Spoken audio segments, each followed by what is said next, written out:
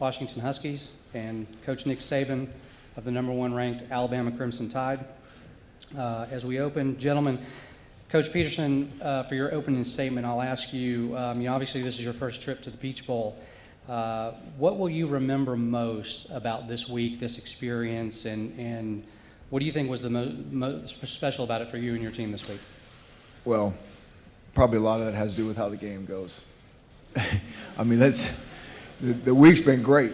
I mean, Gary and his staff do an unbelievable job, and I think our kids have really enjoyed it.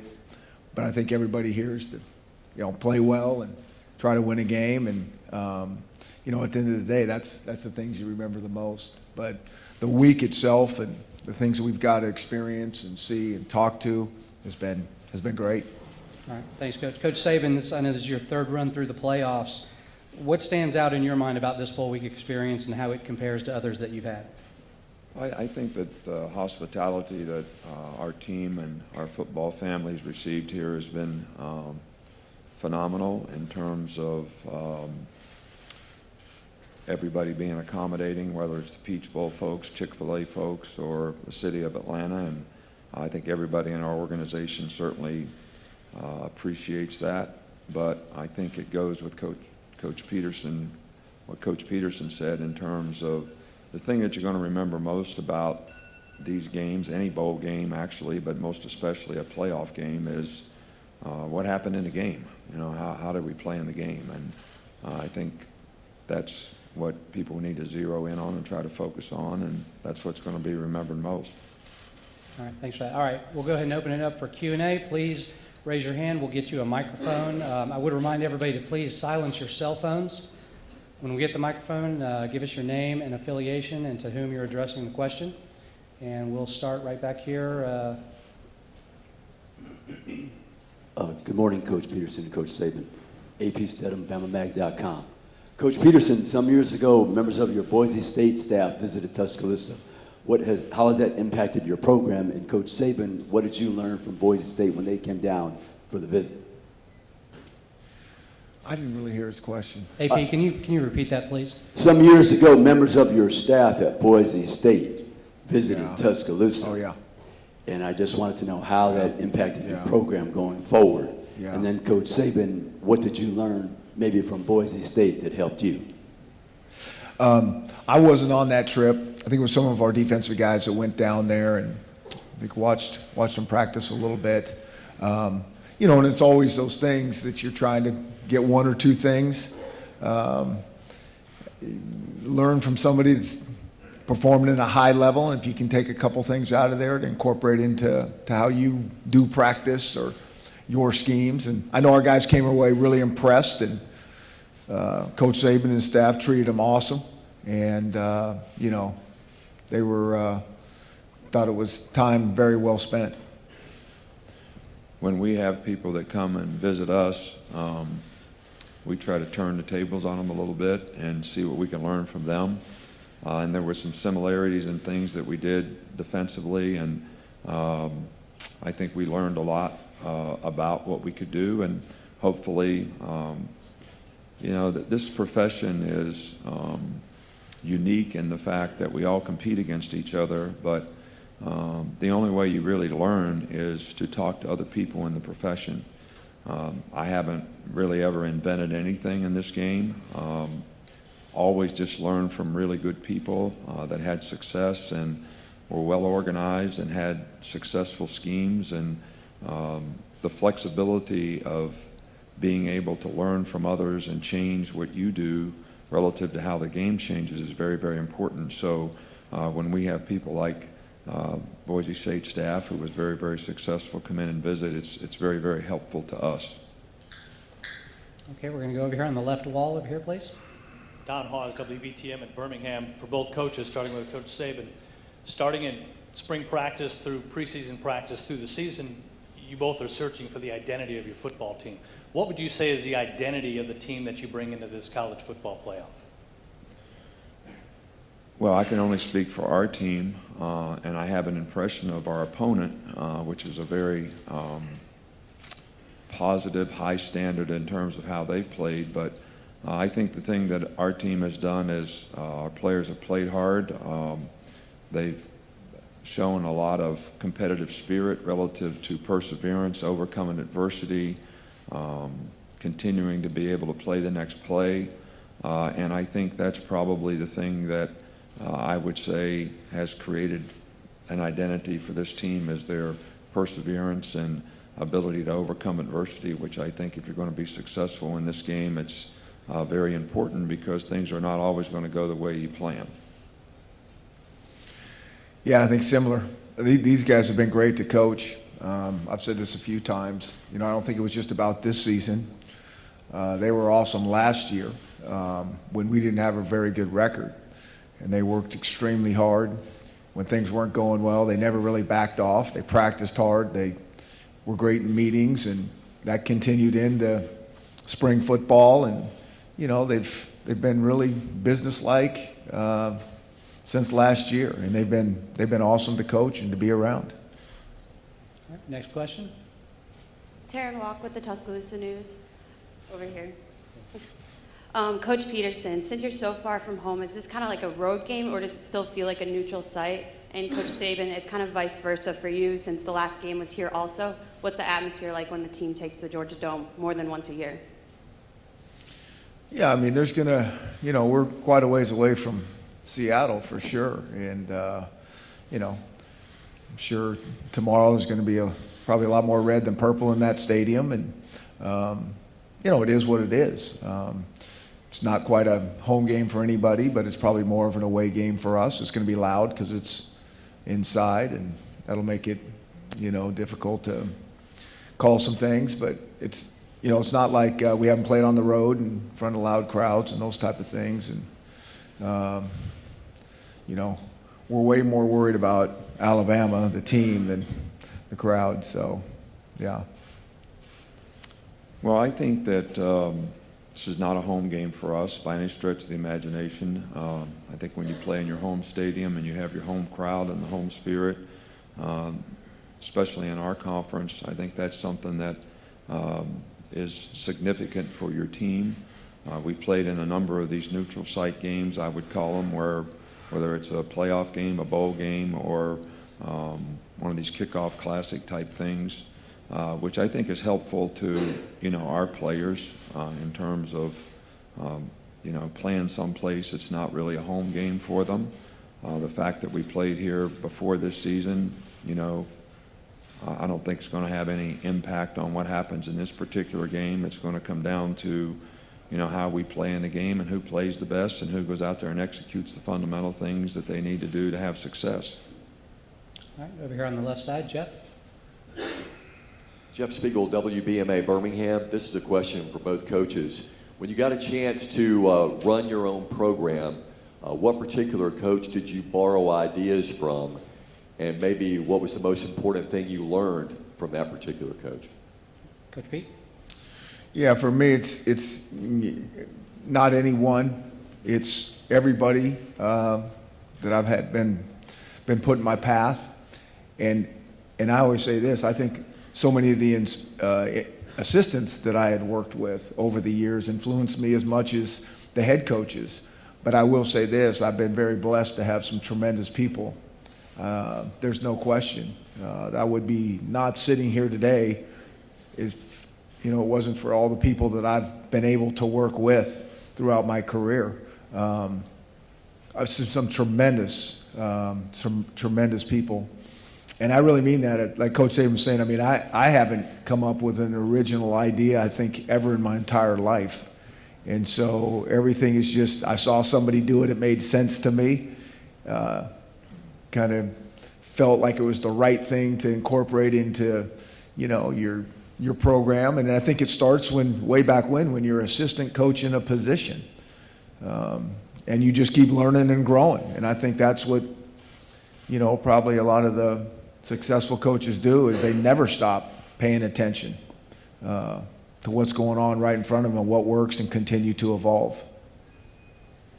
Well, I feel like I've been very blessed to have some great mentors through the years, starting with Don James, who was my college coach, who really inspired me to want to be a coach, which is not something that I really had in mind. But the way he ran the program, the way he impacted people, the way he influenced students, the importance of education, and how he developed players, the recruiting system, all these things are things that impact what we do even still today. George Perlis at Michigan State was the first coach that gave me a responsibility as being a coordinator. I learned a lot from that experience. Bill Belichick was probably the most organized coach that I've ever been involved with, and just had some tremendous mentors through the years. But I think one thing that you learn from everybody that you're associated with is, here's some good things that I'd really like to try to implement and do, but here's also some things that I don't think are really good things that I would make a part of what I do. So you sort of develop a philosophy along the way by sort of evaluating the good, the bad, and the ugly, I guess, and trying to formulate something that works for you and your personality and what you'd like to create as a standard for how you'd like to run your program in all the areas. All right, we're going to go here on the right side aisle. Adam Kilgore with the Washington Post for Nick. Given the attention and the responsibility that comes with playing quarterback at Alabama, was it at all difficult for you to put Jalen in that spot back in the summertime? And what about him convinced you that he'd be able to handle that? Well, I think that you don't make an evaluation based on difficulty. You make an evaluation based on who you feel gives your team the best opportunity to be successful relative to their skill set. We had to change a few things philosophically in terms of how we went about our offense this year because of what Jalen could do and what his experience level was. And I think he responded well and made a lot of plays throughout the season and made a significant amount of progress in terms of how he improved. I don't think you ignore the fact that you have a young quarterback when you play with a freshman, and you try to do things that he can do and have success doing and grow and develop. And I think our coaching staff, Lane, and our entire offensive staff did a really good job of that with him this year. All right, next question. Right here on the left side aisle. Hi guys, Rick Carley, Fox 6 in Birmingham. As we look at the big picture in college football, could you comment on the thought by many that it might be good for college football to have a commissioner? And perhaps if you have a couple names out there who might make for a good commissioner. If you could both comment on that. Yes, and I think Coach Saban would be a great one.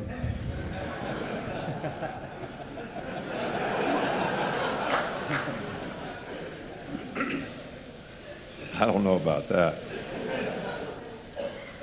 I do think that there are a significant number of people out there that have been successful coaches and have been on the administrative side of it, whether it's a Barry Alvarez or somebody like that, that if we had a commissioner for football, and I know the Football Coaches Association tries to organize and represent us and our game in terms of some of the issues that we all face. We all face them. But I think if we had some people, whether it's a committee of people or a commissioner, who could sort of drive the wheel a little bit in terms of what some of the problems facing our game are in the future, whether it's recruiting calendar, whether it's number of guys that go out for the draft, whether it's the number of people that transfer. I think there's a lot of things that would be very, very helpful if we had some people in a leadership position that had some experience relative to what our issues are as coaches. All right, next question, please. Raise your hand. We'll get you a microphone. Let's go right up here in the front row right here, please. Tyson Winter with the Pac-12 Network. Coach Saban, obviously you face a Pac-12 opponent tomorrow and have two former Pac-12 head coaches on your staff. In what regard do you hold the Pac-12 as a football conference? I think it's an outstanding conference, and I think there's a lot of outstanding teams in the conference, and Washington obviously proved that they were the best team in that conference with their total body of work in terms of what they were able to accomplish this season. But I think it's as fine a conference as any conference in the country, as all conferences, whether it's our conference or their conference. You know, some years you have maybe a few more good teams than in other years, but I think all in all it's one of the best Power 5 conferences out there. All right, next question. All right, let's go here on the left. Dylan Hernandez here, the LA Times. This question's for Nick. Your offensive coordinators made some headlines here in the last 24, 48 hours. Did you have any thoughts on Lane Kiffin basically saying that he hasn't had a ton of fun at Alabama, that the last 3 years have kind of dragged on? Do you think it'll be a distraction at all for your team? And also, have you addressed any of these comments with Lane? No, I think Lane has done a really, really good job for us, and you know, I think the players respect him. I think he's put them in positions to have success, and I think they appreciate that. I know I appreciate that. You know, I think that when someone has been a head coach before, it's very difficult to go back and be an assistant. I was a head coach once at the University of Toledo for 1 year, and Bill Belichick, who's arguably one of the best coaches there are in our profession, hired me as a defensive coordinator of the Cleveland Browns. And after running your own sort of program for 1 year and then having to go back and do it the way somebody else wants to do it, it's very difficult. I mean, it's difficult. And I have no problem with the way Lane has managed it.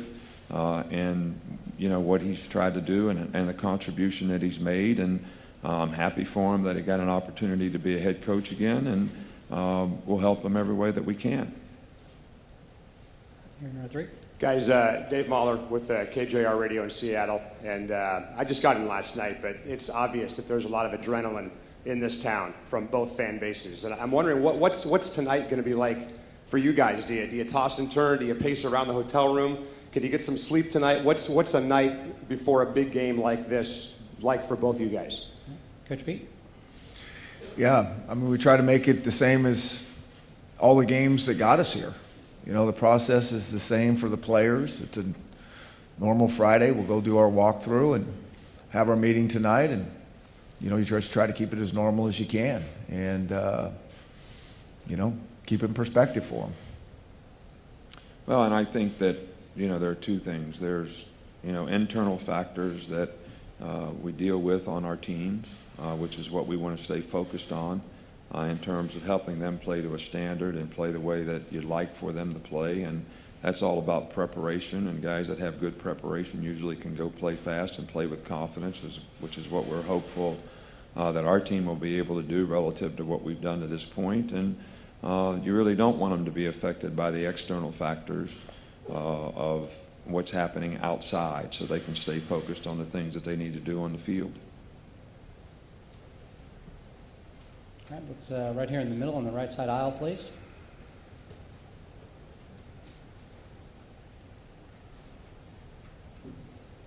Alan Cole, Sports Illustrated Kids. Coach Petersen, this season, you talked about the adversity a little bit earlier, a couple of injuries, big injuries in your defense.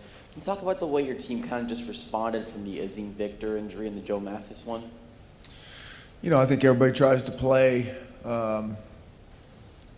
as many guys as you can for a couple different reasons. One, because you know you're going to have injuries. You got to develop depth.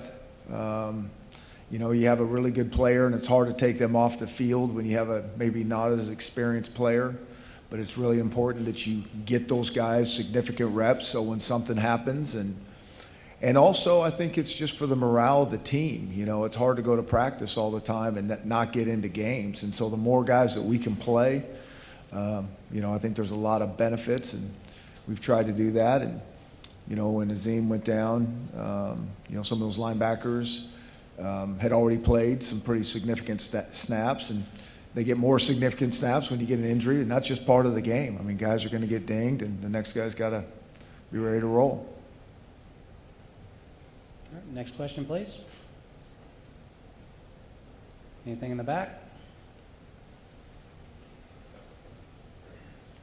We wore them out. They're questioned out. I didn't think this would happen. I think media day yesterday may have something a little bit to do with it, Coach.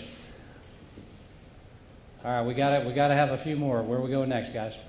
All right, let's go back here in the 3/4 of the way back on the left, please.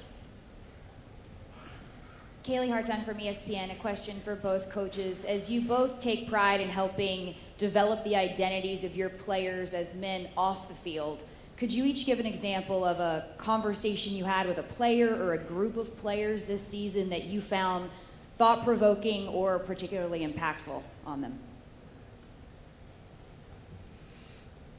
Coach Saban?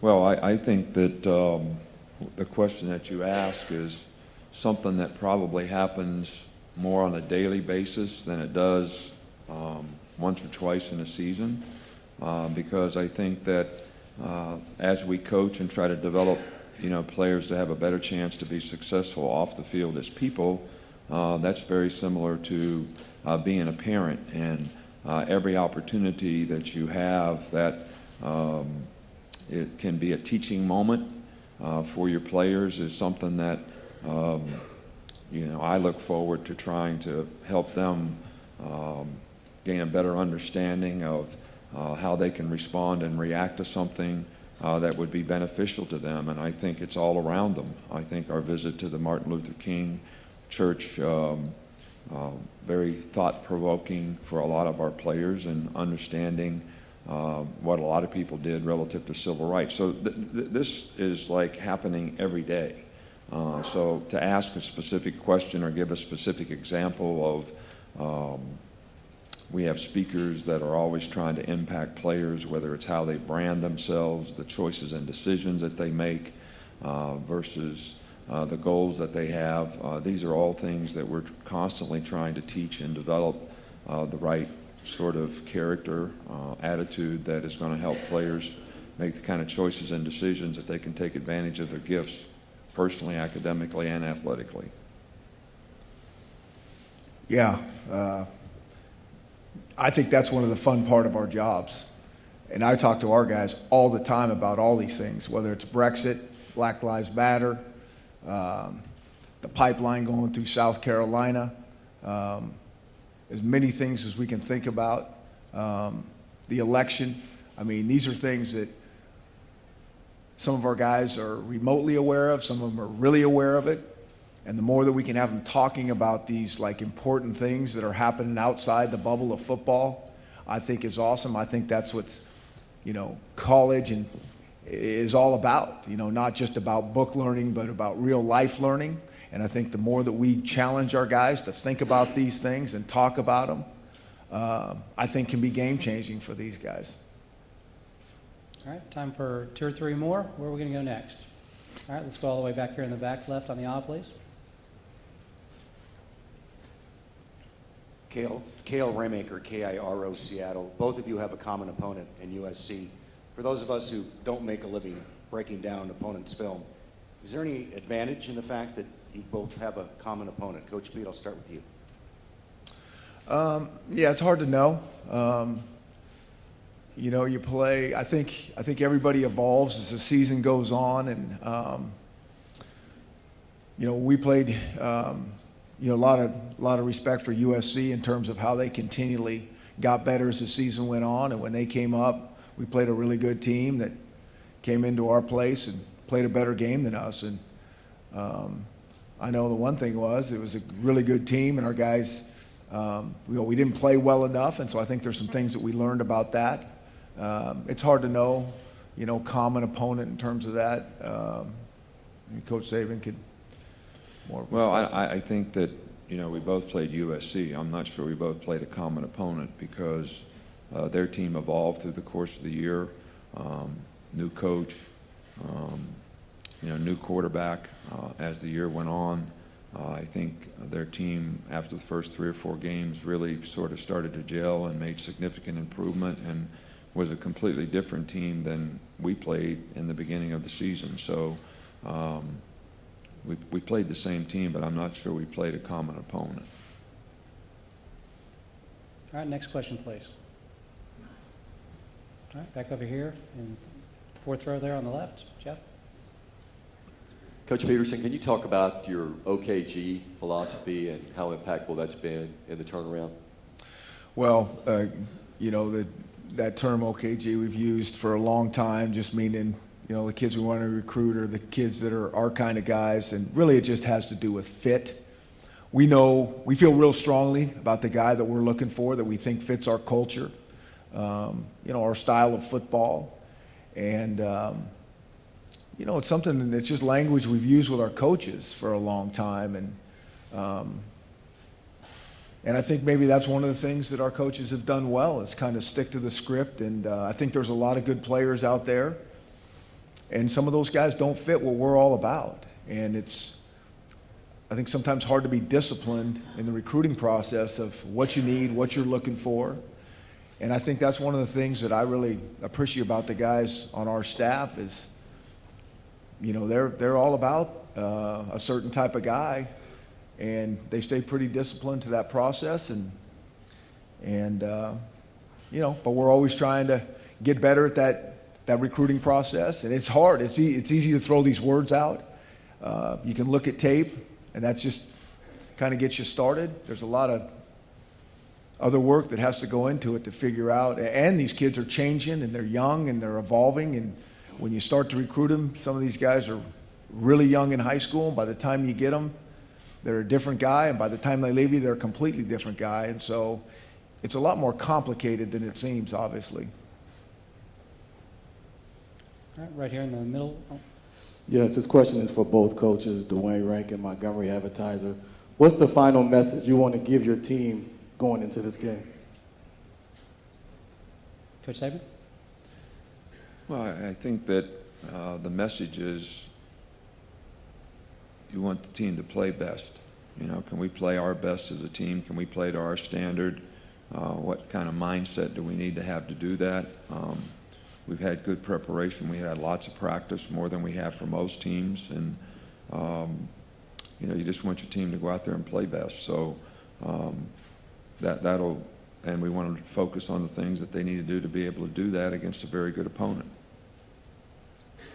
I think at this point there's not a ton of talking. We've talked to these guys for a long time, and now it's just, they know the plan and got to go play.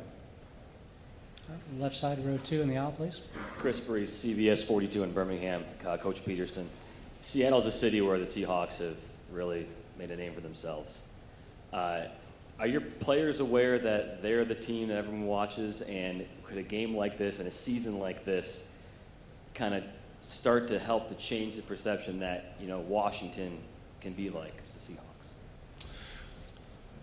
Seahawks? Seattle's, one thing I really appreciated is I do think it's a pretty passionate football place, and they just like good football. And so the Seahawks been playing good football for quite a long time, and so a lot of us are big Seahawk fans. And, if we can continue to play good football, there'll be more and more Washington fans. But I think in general, one of the attractions I think for kids coming to Seattle is they really like football there. I know it's certainly the same in Tuscaloosa, and I think coaches and players really appreciate when people like football or are passionate about what you do. All right, Marty, you're up. I'm Marty Smith, ESPN. This was sort of asked a moment ago, but I'll phrase it this way. You both have a chance to do something really special here, obviously. So how and how much have you stressed the finality of a win-or-go-home game to your teams? Coach Saban? We don't approach the game that way.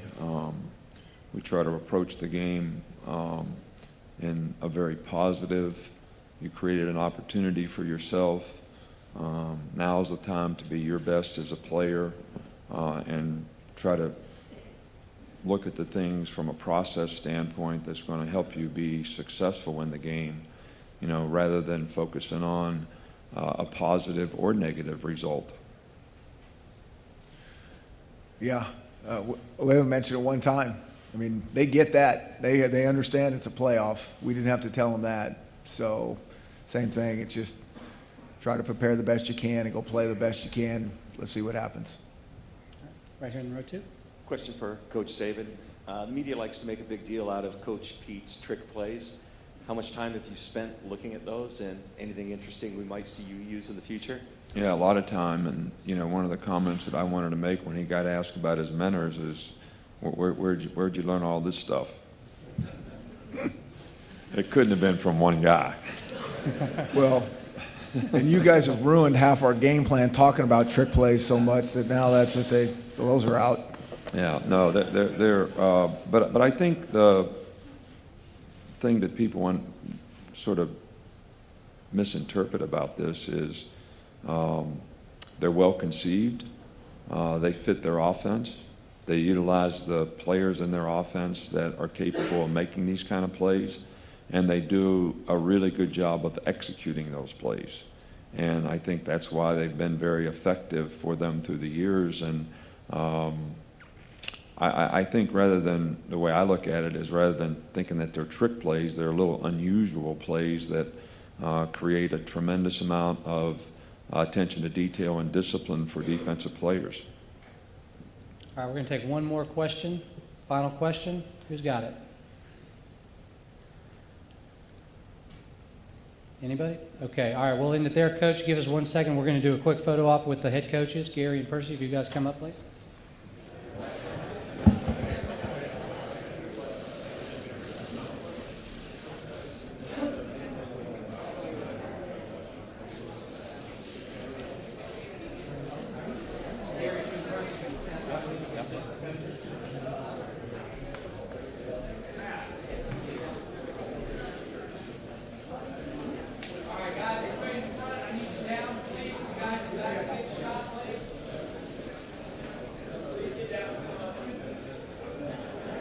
Guys, I need you down.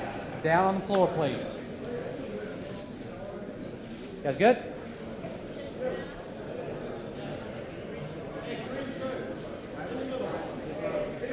Thanks. All right, that's it, Coach. Thanks very much.